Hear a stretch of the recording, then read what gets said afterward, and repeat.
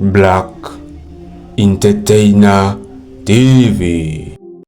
Ibintu The Ben akoze nagasha n'ibintu bitari bwakogwe n'umuntu n'umwe, gusa ico namwemereye nuko akunda ibihugu hafi ya vyose, kuko nabonye amadarapo yose yo muri East Africa: Burundi, Rwanda, Congo, Kenya, Tanzania, Uganda, eka ni nka East Africa yose. Ninavuga ati ntivyari bwigere bibaho, uze kuvyumva neza kandi ubitahure. The Ben akoze indirimbo yitwa Ishara, akuraho agahigo mu Rwanda kari kakozwe na Meddy, kuko mu misi ibiri indirimbo iba yujuje miliyoni. None wewe mu misi ibiri gusa indirimbo yiwe yari ifise imiliyoni n'ibihumbi 200, 1.2 million. Ubwo rero mu gihe indirimbo yari yarabwe kugo rugero kuko yujuje miliyoni hariya zigera muri 2 canke zigera kuri 2, ni indirimbo yiswe Mavo ya Meddy. Ico gihe yarabwe ku rugero rushimishije kandi mu mwanya muto. Rero The Ben nawe amaze gukuraho ako gahigo, kuko mu misi 2 yarafise 1.2 million kuri YouTube. Hariya ubona ko ibintu vyari bimeze neza. Rero ukabona ko ubu turiko turaraba umuziki w'u Rwanda ahantu uteruja, uriko uteruja kuri rwa rwego novuga ko ari rwiza rushimishije. Rero nkagaruka nkavuga why mu Burundi noneho bitariko biragenda nk'uko. Ukabona nk'ikiringo c'ukwezi kose indirimbo ni nziza, ifise umu artist akomeye nka Satubi, ukabona ukwezi ameza biraraheze na 1 million arakwiza. Ariko ukabona mu Rwanda in 2 days bamaze ko bakwiza 1.2 million.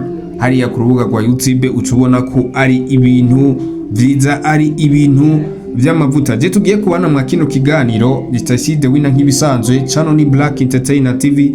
Make sure ko wakoze subscribe, ugakora like, comment yamanasha kugira ngo tuzokomeze kubana no mu bindi biganiro vyaha azaza. Ati rero ubimeze bite? Reka nongere ndaguhe ikaze nanone kuri Black Entertainer TV.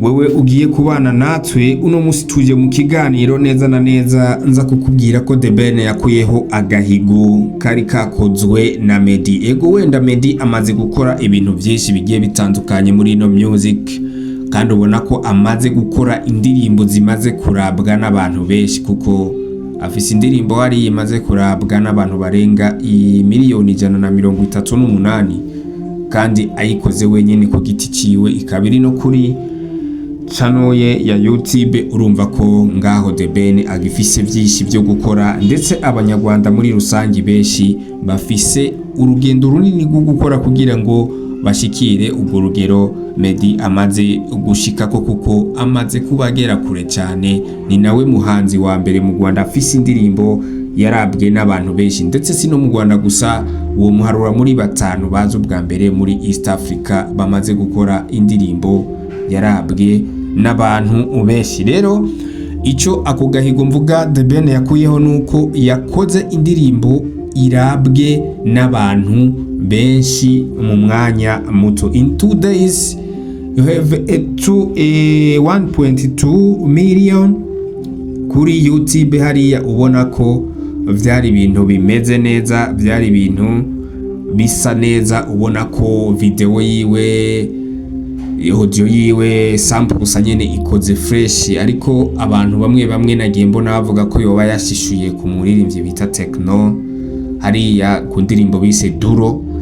Ariko ubundi hari ikintu kimwe muno muziki, sinzi abantu bakurikirana umuziki cyane mushobora kuba mubizi, uno munsi ushobora gucreatinga akantu kiwawe nyene ubwiwawe, mubugaza gusanga ko kantu gasa nako wundi muntu hariya, ariko bitavuze ko washishuye. Kuko uno munsi nkunda cyane umuririmbyi bita Dramati, niwe yavuze ati uno munsi nta kintu kiwawe wozana nubwo bigenza gute. Ushobora gukora ikintu ugasanga gisa n'icyanaka, ugakora ikindi, kandi we ni idea zawe washizemo mu gugasanga harimo akantu uza guhura gasa nako wundi muntu. Rero ugaca kubona abantu nabo ngumva ngo washishuye naka na naka, ariko atari byo, kuko uza gusanga we wiyumviriye uburyo bw'iwawe, ni muririmba n'ururimi rumwe, wakoze iby'iwawe mugabo ukaza gusanga ari abandi baje ngaho bavuga ati washishuye kwa ruriya ruhande, wakoze kopi kwa ruriya ruhande, ariko ntabwo biba ari byo na gato. Rero reka The Ben tumuhe amashugwe yiwe kuko yakoze ibintu bitarigera bikaboneka bigakogwa n'undi muntu mu gihe abo twari dufata ko ari abahanga canke aba legend mu Rwanda yari Meddy na The Ben. Rero ukabona ko wewe yamaze guca kagahigo kuko indirimbo ishobora kurabwa mu minsi mike hariya ku rubuga rwa YouTube. Ibyo bikunze gukora aba bahanzi banini mugabo mw'ibi bihugu birimwo abantu benshi nka ba Diamond Platnumz. Hariya ushobora gusanga indirimbo imaze iminsi ibiri nawe nyine iba yamaze kuzuza miliyoni.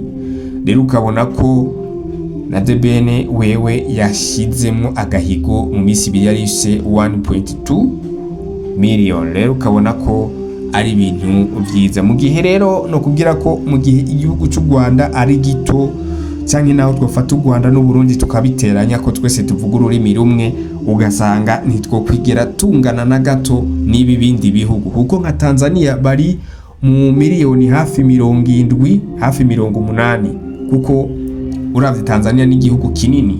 Rero wumva umusani wahasohoye indirimbo kandi ni umuserebre abazwi akurikirwa n'abantu benshi hariya, social media zaho ziri hejuru, ugaca usanga umuntu nka Diamond Platnumz asohoye indirimbo mu minsi ibiri ifise miliyoni, ugaca usanga umuntu nka The Ben asohoye indirimbo iri muri 1.2 million, mu gihe uravye u Rwanda n'u Burundi naho two guteranya utokwigera buronka n'abantu bangana n'inusu y'abantu bari muri Tanzania.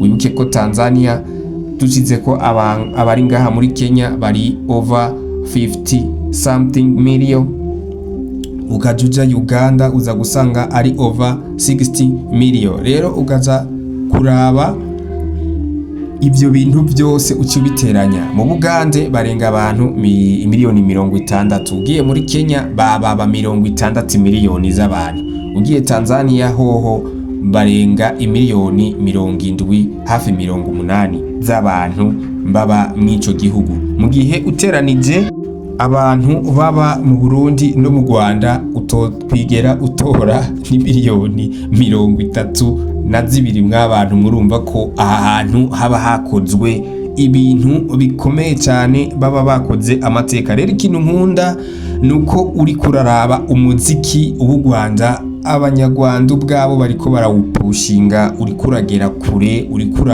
urafata iyindi ntera, uri kuja ku rundi rwego, aho ubona umuririmbyi ashobora gukora indirimbo ikarabwa mu gihe gito n'abantu bangana uko. Novuga ko ari ibintu bidasanzwe, novuga ko ari nk'iteka ridasanzwe ku muziki waho. Mu gihe ndiko ndavuga iwacu wayi tuba dufise abaririmbyi baba legend, abaririmbyi ngira ngo ibihugu nk'u Rwanda byakuze birabira ko umuziki muguno munsi, ukabona wayi nyene turi nyuma, wayi nyene aho hantu jewe biriko biransiga cyane, kubera ko uza gusanga dufise abaririmbyi banini cyane ba Big Fizzo, ba Kidumu Kibido, aba ba Satubi n'abaririmbyi banini cyane, mugabo uza gusanga even now twebwe tuguma turi nyuma. Indirimbo ishobora kuba imaze around 1 month amatuma, ugasanga nta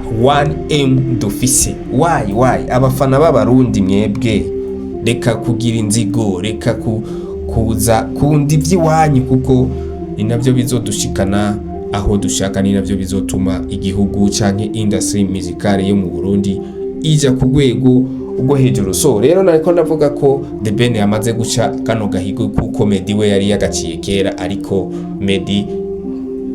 The Ben nawe aje akuraho ako gahigo, kuko uno musi tuvugana indirimbo imaze kuba igira miliyoni n'ibihumbi 600 hariya kuri YouTube mu minsi 3 gusa itarenze. Rero urumva ko indirimbo yamaze kuba imeze neza, yamaze kuba iba hit of hit, kubera ko n'ubu ngubu nta yindi ndirimbo mu Rwanda nibaza ko iriko iravuzwa buri ahantu hose nk'indirimbo ishara ya The Ben. Rero uno mujene nibuka akivuga ati jewe iyo mubonye nitonze mba ndiko ndabategurira ikintu ciza, Yes of course nibaza ko yamaze kuba abibereka ko ikintu yateguye ari ikintu kizima, ari ikintu kimeze neza, kuko yaheruka gusohora Indabo Zanje hari haciye 7 months.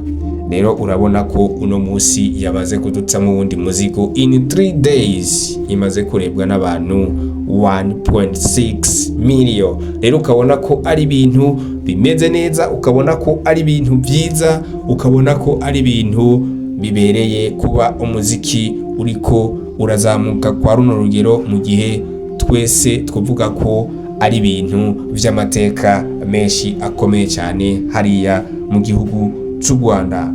Rero je twari kumwe ni Tashi The Winner, nayo channel ni Black Entertainer TV. Make sure ko wakoze subscribe kugira ngo tugume tuzamura impano tuzigeze kure aho bikenewe ko zigera. Ciao ciao.